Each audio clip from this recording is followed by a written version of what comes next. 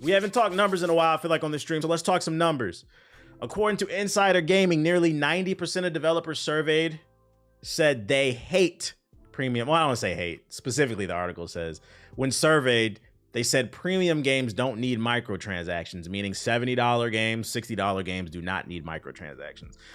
Predecessor 1.0 release. Oh, I thought the game was already out. I could be corrected.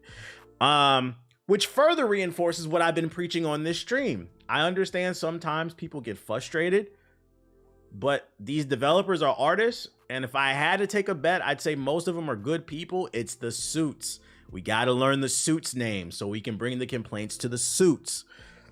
Let's read the article. The microtransaction debate has been raging within the gaming industry for years now. And it's not just players who question the necessity of the extra purchases. In a recent survey among developers at DevCom 2024 in Cologne, nearly 90% of those asked said that premium games don't need microtransactions. CEOs on Fraud Watch, you know it. Like, the best analogy I can give is like these game developers are like artists that had like an underground buzz, and they made the mistake of signing to a label without reading the contract. And now they're stuck having to make what the publisher wants because they want to maximize the dollars to appease the board. Fucking dog here, bro. According to the 100 developers asked out of the 300 speakers at the event, 89% said that they believe that premium AAA games can be financially successful just by being buy to play. Nigga, we know it can be successful. Gaming has been around. Gaming has been around since the late 60s is the first few games, and then like 70s, that's when like Pong came out. But like, I feel like true gaming started with the NES. I know that's not technically correct, but I feel like true gaming started with the original Nintendo, which came out, what, like 85 or something like that? It's been like 40, 50 years. That's the point. We have enough data to suggest that if you just sell the game and it's good, your console will be fine. So like, I don't even know why this is a thing. This microtransaction shit is a new thing. Sticking with business models, 65% of people believe in a premium games model for both physical and digital games. Only one person believed that free-to-play games with ads was the best direction for the industry. Let me ask y'all a question. Interesting. How would y'all feel if your free-to-play games had less microtransactions in exchange for having ads? How would y'all feel about that? Because me personally, I'll take the ads. That doesn't bother. If done correctly, and this is where I would say let me consult. If done correctly, the ads can't be like YouTube ads or television ads that interrupt the gameplay. It's got to be, unfortunate, I hate to do this, but it's got to be kind of like 2K. Like if you put like some billboards in the background of Fortnite promoting something, I'm okay with that. But it can't be ads interrupting. Yeah, it depends on the ad structure. Yes, no gameplay interruptions, but a picture or something is fine. I'll take that. I'll take billboards. I mean, it's been a thing. You play racing games, when you drive by, you're driving by billboards with ads in them. You're just not aware that they're ads. This has been a thing. It's just not more prevalent. Maybe some of these games need to implement dynamic ads where they can update the ads once a week or once a month so they can keep the cash flow coming in or whatever. Older games had ads all the time. Yeah, the difference is those were premium games that once you bought it, that was before the online, they couldn't update it. So whatever ad that was there. I think because it's free to play, they wouldn't be able to just do one ad. They would want a constant influx of cash. So they would have to do dynamic ads where they're constantly swapping them out once a week, once a month, something like that. Yeah, that's a slippery slope. LO, I gotta watch the ad to load your save. Yeah, if they do it like that, fuck that shit. But I'll take a billboard. I'll take a billboard. It depends on how it's done. Let's see. In other areas of the survey, 31% of the developers prefer little AI usage in game development. Of course, creative people don't want to see that. That said, 21% did have interest in using AI to help with coding and general production to increase the development speed of the games. Makes sense. Finally, in regards to AI, the belief among those polled was that AI could replace human localizations and translations within the next 12 to 24 months. That's a good case use for AI. That's a good case use because, like I said it on a previous stream, there's a ton of really cool games that are in Japan that just never came to America. There's a ton of Dragon Ball, like Naruto games, even like crossover, like Jump Force type games that were actually good, that never came to the States due to localization because it costs money to translate these games, to get new voice actors for the translations. This is one thing where AI could be good. We may not necessarily get like the voice actors, but you'll at least get the text translations much easier if you can use AI. That's a good practice. I'm not mad at that. But moving on to the challenges facing the industry as a whole, 55% believe it's caused by market saturation, while another 46% point towards the rising development of cost of games. I think both are true. I think the market is saturated with video games. There's more than ever. That's why you're seeing more games flop than ever. I mean, think about it when you were like, I don't know if you're my age, I'm old. But when I was a kid, there were games that flopped, but like, it seems like there's more games flopping than ever. And that's because there's more competition than ever. And that's why I always say, yeah, you got to get it right nowadays. You have to get it right. So I think that is part of the problem. I mean, y'all say I'm a dickhead, but how many times have we pulled up trailers on the stream where there's another pixel art roguelike game, another pixel art Metroidvania game, another Doom clone, another fake deep game where you play as some little girl in a forest with a fucking fox. I'm sick of them games. And people be like, oh, you're an asshole. Like, no, because I don't care that it's indie. All I care is that whether it's good or not. If something is good and it's corporate produced and something is good and it's indie produced and they're the same quality, of course I'm going to support the indie. But god damn, bro, I'm tired of these fucking Doom clones every 5 seconds. I'm not an asshole. That is market saturation. And then people wonder why some of these games don't succeed. It's because they're doing everything that everybody else is doing, which in turn makes it harder for everybody else to succeed. Too many cooks. We need some people to eat. Too many chiefs. Too many chiefs, not enough Indians, okay? But it's too many Full Sail graduation projects, bro. Why can't you niggas go make games for Miniclip? We need more Miniclip games. What's your opinion on Amori? I don't know what that is. I don't have an opinion. Regarding layoffs, 57% said the layoffs will continue either at the same pace or at a higher pace over the next 12 months. These tech companies tend to overhire, unfortunately. On the opposite side of things, 43% said the layoffs would increase within the same time frame. I would imagine a lot of these companies probably overhired during COVID because everybody was printing money hand over fist, thinking that money was going to last forever. And now, it's crazy to say, but 4 years later, time really flies. Things are starting to even back out and plateau. Indie games definitely need to change it up. Last gen hyped them up too much. I think what pisses me off about indie games, I say it with love. The beauty of creating it. So the downside of being indie is you lack the proper corporate funding, but the beauty of indie is you get creative freedom. What's the point of being indie if you're just going to make a lesser version of something that already exists? Go make something that doesn't exist that's fucking creative, that'll make you stand out. That's my issue. That's what I be trying to say, and I feel like that part gets lost in what's wrong with another Doom clone? I played Doom. I played Doom. Jesus, bruh. You got creative freedom and you choose to be like another nigga. That shit is weird. Hollow Knight 3. People love Hollow Knight. DevCon is currently taking place in Cologne, Germany. I didn't even know there was a DevCon. So that's basically their version of the one we have over here in the States. All that freedom to make Full Sail games. Obviously, nobody has already made a game where you walk around aimlessly to narrative dialogue, right? All right, buddy. Where does Power World fall in that example? Power World falls in... I wouldn't say Power World was like super creative. Power World filled a void. Power World was what people want from Nintendo because people complain that Pokemon games have lacked creativity, and they did some things that Nintendo fans wanted. That's what that was. That wasn't necessarily creative, but it was more so solving a problem in the market, which is good. That's what you want, and that's why it found its footing. That's the key to success in anything. You identify a hole in the wall, you see water coming out, and then you come up with a way to fill that hole so the water can no longer flow. And then also you patent it and making sure nobody can copy it easily. You know what I'm saying? But the problem is you got too many people trying to fill a hole when there's no water coming through the wall. Bro, we don't need you to do that. We need somebody to work on the roof. We need somebody to realign the wheels or something. We don't need you to put gas in the car. Go do something else, nigga. God damn. Innovation, yeah. Find a way to fill the holes. And that part of the game takes research. You got to look at the market and say, okay, what is missing? Or how can I reinvent something so it's better than whatever, you know what I'm saying? Like I said, I'm working on a video right now that I haven't seen nobody do. I'm going to fill a hole in the market. I'm feeling confident about this one, you know? Why is there no indie Grand Theft Auto type of game?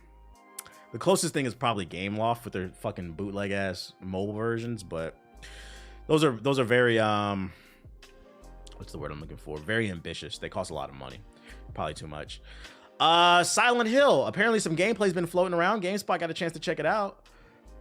Excuse me. I'm not too familiar with the series. I never played it as a kid because I played more Nintendo than PlayStation. There's but no genre. we're keeping an eye on this one. At its best, it's so I'm not much gonna lie, this more one's than 9 minutes. We're gonna speed it up. Or tired tropes and vile torture scenes. It's self-reflection. It's catharsis. It relies on your own fears, traumas, and what do you think of the new Mafia announcement? I haven't seen it. We haven't gotten to the game. We're going to Gamescom after I finish this batch of articles. Or possibly alienate its audience. This is precisely what makes Silent Hill 2 such a memorable and pivotal entry in the horror game genre. Its sheer vulnerability creates a game wherein even alienation feels like connection. I say all this to emphasize that the upcoming remake of this 23-year-old game is an incredibly exciting prospect to me. Though the original holds up well, there's no denying that it feels quite dated, and not always an endearing time capsule kind of way. There's also no denying that the game is incredibly influential. Its DNA is woven into countless horror games and horror-adjacent titles, with last year's Alan sent me an email even decades too. later, this continues to be true. This ultimately elevates Silent Hill 2. All right, I'm gonna read this email out for everybody because he wants some attention. Unban me. Unban reality of the internet versus the intent. Here we go. This is the last piece. This nigga's hitting my email too. This is my business email. You're gonna get blocked. Bro, you actually kind of weird. Any chance that you thought you were gonna get unbanned? You're not, because you started off insulting me. I know I mistyped. You typed in my chat that I taught you how to say racial slurs. You didn't mistype that. You thought it was funny, and it just wasn't true. But look, take all that abrupt actions you have. You really inspired me to do YouTube, from GI podcast to story time. That's great. That's great. Let's see. I know you deal with weird shit for a living, but you inspired me to do YouTube. I'm not Aiden. I'm not an Aiden Ross clone. You seem to bully people. Like, that's not cool. Now I'm a bully now. You're bugging. All right, buddy. See you later, buddy. You're going to hell. I'm a bully. Yeah, look at the sad music for this nigga, bro. Like, you're bullying me. Wait, bro. I don't care what your intent was. The issue is that, like, this is a thing when I was a kid, and this is how I know that I'm getting old. The unfortunate thing, and this is the last thing I'm gonna say about this, because I don't know if you're still in the chat. When I was a kid, we used to let the funny people be funny. Like, you had comedians at the highest level, and those comedians would appear in shows, sitcoms, movies, and then on the lower level, you had like your friend group, those people that you went to school with, and you let them be funny. Like, everybody identified that's the class clown. But like, when the internet came out, niggas started retweeting things that are funny. I think it started with, y'all remember the Drake type of guy memes? Drake's the type of guy to do X, Y, and Z. When that stuff started happening, I remember I would see people copy and paste something that I already saw go viral. And then what would happen is, I could do like a whole documentary on this. People would get addicted to the likes that they got, and they would start thinking that, yeah, Drake be like, they would start thinking that they're funny, when in reality, you're just stealing jokes. The point I'm trying to make is, shut the fuck up, bruh. You're not funny. I don't care what your intent was. It wasn't funny. What part of that do you think is fucking funny? That's like the one nigga that came in my chat one time and he said some pedo shit about me. I said, nigga, don't ever.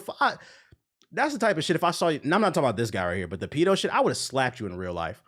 There's lines for like everything. Don't come in here and say, yo, you taught me some racial slurs. Fuck your intent, nigga. It wasn't funny. Access at the moment. A remake that. But you said the Pokemon clip. Like, nigga, you're not funny. Own perceived missteps. Now you're trying to say somebody bullying you. You need a father figure. Let it go. You've messaged me on Discord, in the emails. While my jaunt through the game's opening hours. Like, yo, and I'm the type of person, you know, the crazy part is too, I'm the type of person, I could take a joke. I sit up here and joke. If I'm telling you it's not funny and I get paid to, nigga, I get paid to make people laugh. I'm funny. If I'm telling you it's not funny, to come in here and say that, just be like, oh, my fault, OG. Even if you would have donated and be like, you know what, my bad. I just apologize. I might have let that shit slide. You said you slick getting harassed for real. Yeah, now you're harassing me, bruh. Let it go. You are a fucking loser. Cash App, Discord, and the email. Get off my, yo. Let me go find a condom, because this nigga's on my dick, chat, bro. Let me stop. I stopped using condoms a long time ago. I played as a proper indication of what's to come. The upcoming remake could be an exceptional and reverent experience. Reverence as Silent Hill 2 No sex before marriage, bro. helmed by a mix of the original game's key developers and fresh faces who cite Silent Hill 2 as among their greatest inspirations. God I was curious damn, enough that the game dude. didn't feel entirely Wait till marriage. as a means to satisfy perceived modern demands. Nor does it feel swayed by the urge Low-key, I need to do stand-up. My heart's not in that shit. That's why I don't do it. The same way it always has, with James Sunderland examining himself in a derelict bathroom mirror get back to and this shit, explaining bro. somewhat chillingly what brings him to Silent Hill. James's new voice actor, Luke Roberts, nails the delivery of this in every one of his monologues I heard, managing to sound both What up, completely Liquid? normal while also slightly off. Are there any Silent Hill fans in the chat? Because I'm not gonna lie. You in LA, you should try it. I'm gonna pull up the one of what's the name shows, JD's shows. What was I about to say? Has anybody played Silent Hill?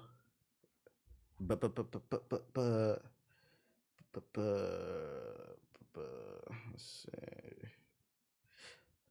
He sent me another email. I blocked him. My bad. 15 years ago. So like, what about it speaks to you, this series?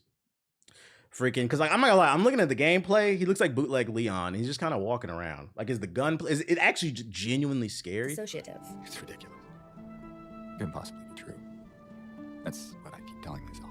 As he makes his way down the winding fog-drenched footpath that leads to Silent Hill, he passes a familiar red symbol, one of those long-forgotten save points. And yes, they remain vital and are the only form of saving progress in the remake. James then offers the same strange meta remark he did in the original game. Looking at this makes me feel like someone's It's psychological. my skull. This is one of those games, like, it has to come out at the right time for me to want to try it. Minor surreal situations. There was a hole here, it's gone now, is another. Like, if the new Mass, because you know they got another Mass Effect coming, BioWare.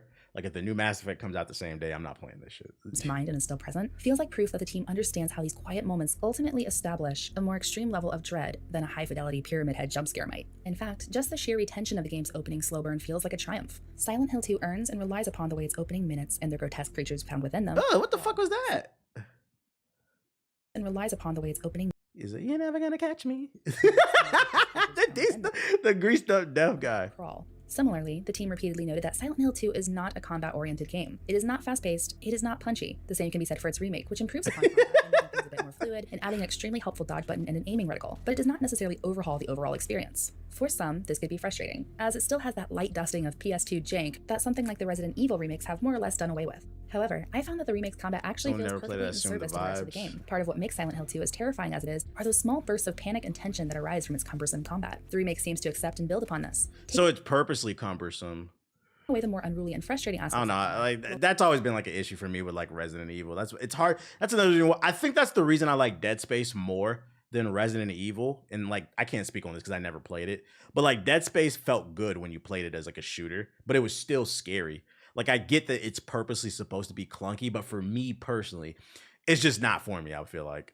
While letting the game retain its sense of friction. Combat feels looks solid funny in when it's Silent Hill sped 2, up. but it's not at the forefront. Fortunately, the team being so forthcoming about that means that combat is treated truly as a secondary part and doesn't feel awkwardly pushed to the front and promoted, only for it to feel less polished than your average survival horror game in 2024. Another way they emphasize this within the game is by retaining the remaster's choice to separate the combat and puzzle difficulty settings, allowing you to fine-tune your experience and select what level you wish to engage your brain or brawn. It's also worth This got puzzles in it. an impressive amount of accessibility options. Podcast is fire. I appreciate it. Whether a player has visual, auditory, or motor impairments, or merely likes being able to tweak a robust amount of player preferences, the They options do. to do so Oh probably my exist. god, shit. I don't know, man. This in Silent Hill 2.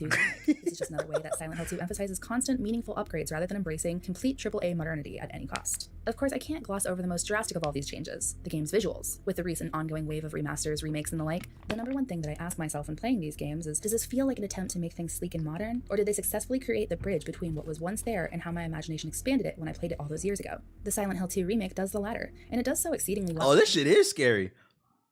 They got you reaching in with your bare hands into a prison toilet. That is, ooh.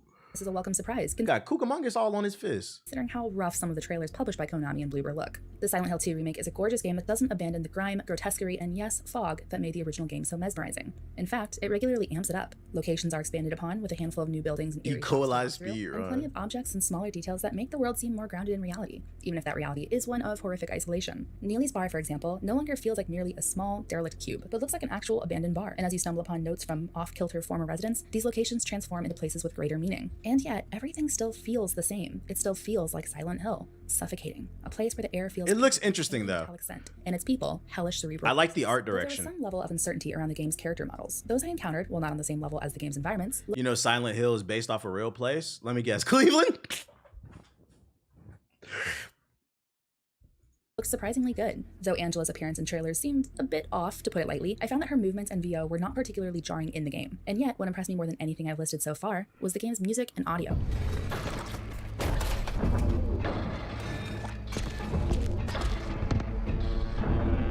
Though the game's music has been reworked, it feels familiar, with its iconic motifs wrapped in all new remix, static, synth, and intensity. And along with the new music is a focus on 3D depth-oriented sound direction.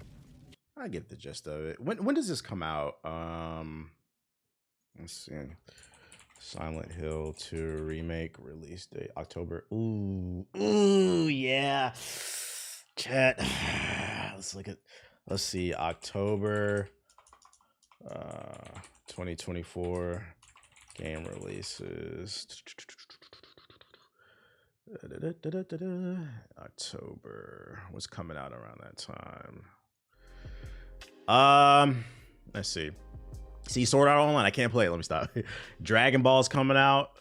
Dragon Ball comes out 2 days later. I'm not gonna lie, I'm playing Dragon Ball before that.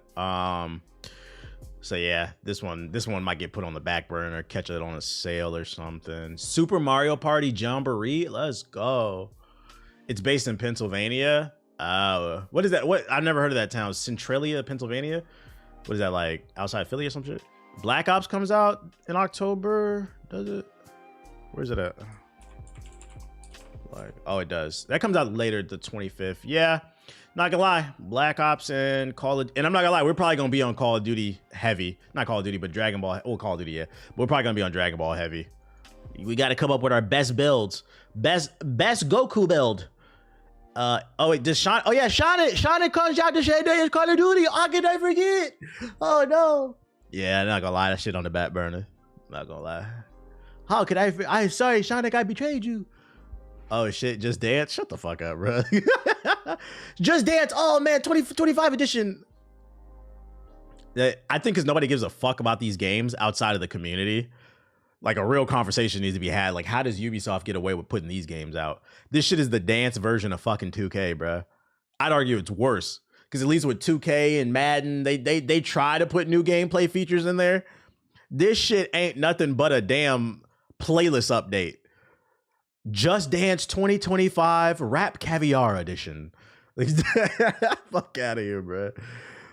Why did they highlight Sonic and not Call of Duty? Oh yeah, September Jedi Survivor for PS4. I don't know.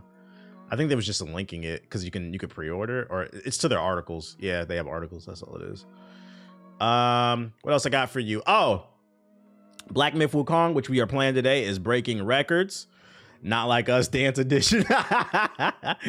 Freaking Black Myth Wukong reached over 22 million concurrent players on Steam for a single player game.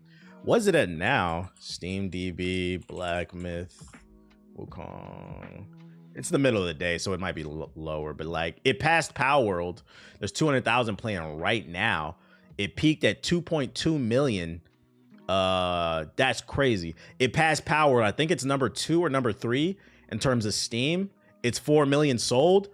And this is just the Steam version. This shit is going crazy, which goes to show you single player games ain't dead. Only people who say that dumbass shit, Call of Duty niggas. And what I tell y'all, Call of Duty niggas is not allowed to have opinions. Y'all don't play no games. It's the it's the most single player game ever on Steam. Most played single player game. Did you watch House of Dragon? Nah, that's not my cup of tea. That's not my cup of tea. So shout out to Black Myth Wukong, a little positivity. We seeing single player games going crazy. Keeping it in the realm of Black Myth Wukong. This was pretty interesting. I don't know if y'all saw this. Apparently, this document was getting passed around to content creators who got the game earlier, and they put the do's and don'ts. If you decide to receive a key, here's what you're not allowed to talk about when it comes to the game. Do not insult other influencers or players. I don't know why you would insult another influencer on a single player game. Yeah, my review is better than fucking UTX JG the Don. Fuck him. So watch my shit. Do not use any offensive language or humor. This is why I don't be getting free shit half the time. I'm gonna say what the fuck I want to say. Do not include politics, violence, nudity, feminist propaganda, fetishization, and other content that instigate negative discourse. Being a feminist is negative. Saying women should get paid is negative, according to this document. This is really weird. Do not include words like COVID and quarantine, and do not discuss China's policies. This shit is so weird, bro. It's a game about the fucking mythological Monkey King Wukong, aka my nigga Goku. What up, bro? This shit is so weird because, like, yo, I'm gonna make a video about this game, and I'm not gonna lie. Not once did I think in my impressions, my review, am I gonna talk about feminist propaganda? What the fuck does that have to do with anything? That shit, that's the type of shit where you just telling on yourself. You telling on yourself. Don't talk about China's policies. So the CCP is back in your game. I better not have to give no info up to play this shit, bro. Yeah, CCP out the ass. This shit is goofy. This is the type of stuff that gives you negative press for no fucking reason. Dry snitching. Woke game. Shout out to all my wokies. I thought it was funny. I don't give a fuck. You can't censor me. I'm gonna say what the fuck I want to say. And I'm gonna be honest. He said, you do? Wait, what? You were never suicidal? I was never suicidal. Yeah, you're right. I don't give a fuck what the CCP think, bro. Cause I'm proud to be an American. Well, at least I know I'm free. Let me stop. Indiana Jones. I think this might have been announced. This came out a couple days ago. It was an article about the Indiana Jones game coming to PlayStation. Has this been confirmed? This might have been confirmed. I saw something on the timeline. I don't know. Indiana Jones. It has? Yeah, let me update it. PlayStation. I wasn't sure if it was real or not. Indiana Jones and the Great Circle finally gets a release date for Xbox and PlayStation. It is December 9th, 2023. That's actually a good release date for this game because, like, I don't know what the temperature on this game, so I think it is good to release it in December. Oh wait, I'm bugging. That was when it was announced. I'm bugging. Spring 2025. I can't read. My fault. Spring. Yeah. I think they should release it in December. I don't know what's the temperature on this. Are y'all excited about this game? I'm not gonna lie. I'm kind of like, depends on what's coming out around the time. Cause like this shit, the combat looked a little stiff. But it is gonna be on Game Pass, so it'll be free. So it depends on when it comes out, I think. You said yes. I don't care what you think, Brooke. December is Xbox, PlayStation is 2025. Okay, so it is coming out in December. Wait, what? Which is coming to PC, which is just okay. This is a wait to see when a review comes out. I'm gonna wait to see a review. I'm not too super excited about it. And then last but not least, keeping it on the topic of woke, Disney's Star Wars: The Acolyte has been canceled for a season 2. Some people speculate the reason it got canceled is because the power of one, the power of two, the power of many. This nigga Siggy right there. The power of many. That's funny that he's right there. Oh shit, right there, fucking trolling. It's unfortunate this shit got canceled because I didn't watch it, and I'm not gonna lie, I didn't watch it because I seen several clips and it just looked bad. But like, you know, people on the internet are gonna run with it and they're gonna say it's bad because it's woke, black leads, It'll just look like bad writing. Like that I'm not gonna lie, when I saw that power of mini shit, it did turn me off. It wasn't that bad. I heard that the choreography is pretty decent. You said it was awful. I haven't heard anybody say overwhelmingly like, yeah, this is worth watching. And it sucks because Disney is fucking up the Star Wars timeline for this shit, bruh. Ever since Disney took over Star Wars, the only thing that I feel like they've made that was legitimately fire, because them last 3 movies was not it. Star Wars Jedi Survivor, the Jedi Survivor series is fire, and then probably Endor. Mando season 1 and 2 was cool, but that season 3, I don't know, man. We got to see what they do with season 4. Ahsoka was cool, but like I didn't love it. The best part about Ahsoka was Balin's skull. The best part about Ahsoka wasn't Ahsoka. But like the only thing I feel like they've done where like most people universally agree is definitively fire is probably Endor and then the Jedi Survivor series. I forgot about the Kenobi show. That shit was mid.